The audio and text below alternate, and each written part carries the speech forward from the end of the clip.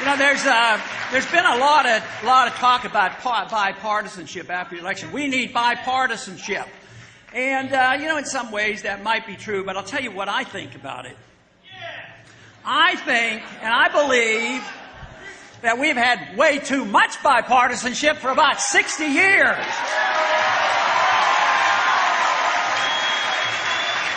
You know, we have bipartisanship on medical care. You say, yeah, you know, the current administration has given us bad new medical care, but what is done on the other administration? We've been involved for a long time. It's the bipartisanship of the welfare system, the warfare system, the monetary system, the challenge to our civil liberties. It all goes through with support from both parties. So there's way too much bipartisanship. This should be a challenge of the issue of philosophy, good philosophy versus bad philosophy.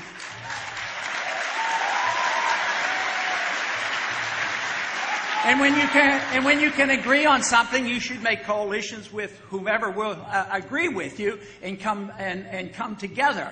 But I'd like to see some bipartisanship, though. What I would like to see is take those big government conservatives who love to spend money and never cut their efforts and their spending, and get the big government liberals where they want to spend and never want to cut, and let them get together and say, you know, it's time, you know, this deficit is good. Let's have a little bit of bipartisanship and cut both.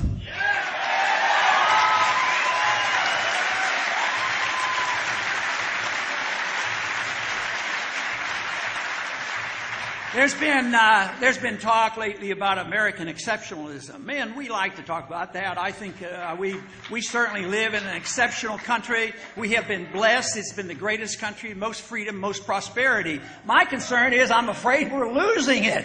I'm afraid we've given up on our devotion to liberty. That's where our problem is. But, you know, where I think we go astray on this exceptionalism is there's some people, and sometimes they're referred to as neoconservatives, and they're sort of neo-Jacobins, where they believe that we have this moral responsibility to use force to go around the world and say, you will do it our way or else. Well, force doesn't work. It never works.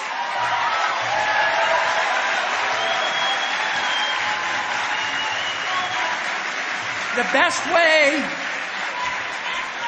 best way to get people to act more like us if we're doing a good job is for us to have a sound economy, a sound dollar, treat people decently, have a foreign policy that makes common sense, treat people like we want to be treated, and then maybe they would want to emulate us and say, freedom does work and we ought to try it. But we can't force it on other people. You know, there's one general rules about what we should expect from government. There is, the First Amendment is a great amendment.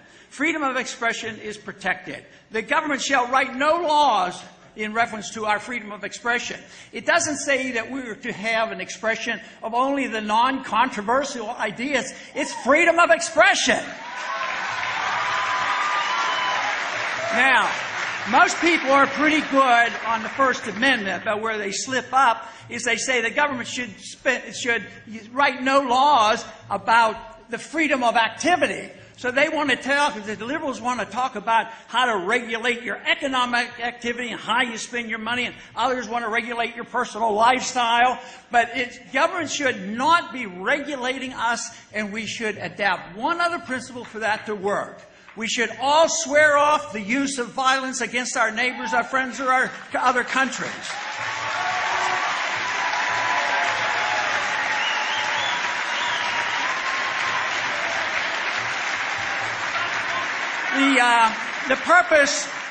The purpose of all political activity, from my viewpoint, is to promote liberty. Liberty is the most important element. Liberty comes from our Creator. It doesn't come from our government. If we have a free society, we can go about our business and do our very best, work toward virtuous things and work toward excellence. When government takes over the role of making us virtuous and making us excellent and redistributing the wealth, they only do it at the expense of liberty, and that's why we're in such terrible shape today, is because we've allowed the government to be so much involved. Government should never be able to do anything you can't do.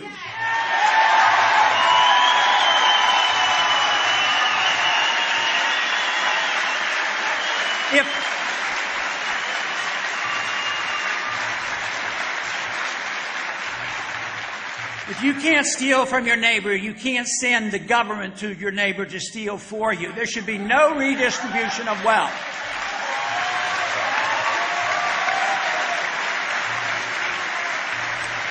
The exciting things that are happening today and gets me energized is coming to events like this and meeting with the young people and going to the campuses and finding out what Young Americans for Liberty have done. And believe me, the ideas and the principles of liberty are alive and well in the next generation, and there's every reason in the world for us to be optimistic about what's coming.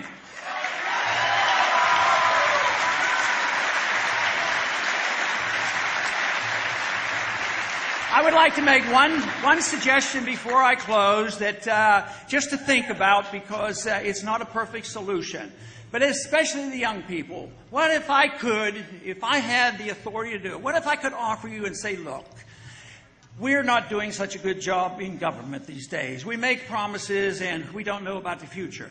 But would you consider opting out of the whole system under one condition? You pay 10% of your income, but you take care of yourself. Don't ask the government for anything.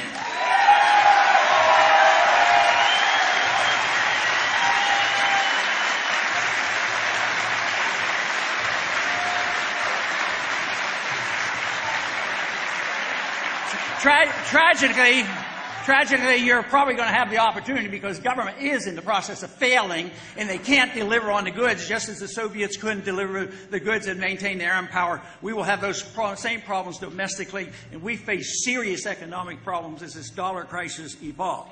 But let me close with comments from Sam Adams. He says, don't worry about it if we're not a majority. All we need is a minority keen on spreading the brush fires of liberty in the minds of men.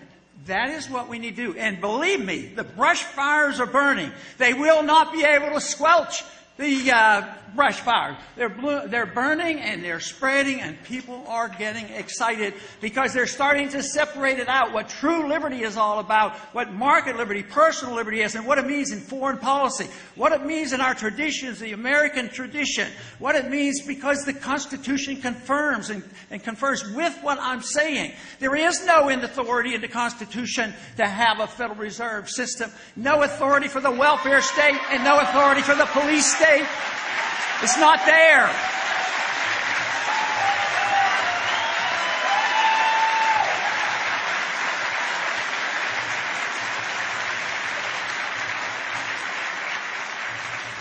So we should all assume personal responsibility for promoting the ideals of liberty. And one thing that Samuel Johnson always advised when they were in the dire consequences of the problems of the revolution, he said, we cannot present long faces to the people, the colonists at that time, because it will make them realize how tough things are. So we should not have long faces. We do not know exactly what tomorrow will bring, but I do know that the effort is worthwhile, and I do know that you can have a lot of fun defending liberty. And believe me, if you understand liberty and realize it's the only humanitarian system that existed ever on mankind, I tell you what, if you learn about it, study it, promote free market economics, and fight for this, I can guarantee you, you will sleep better at night, you will enjoy your life, and you will feel like you're doing something worthwhile. Defend liberty!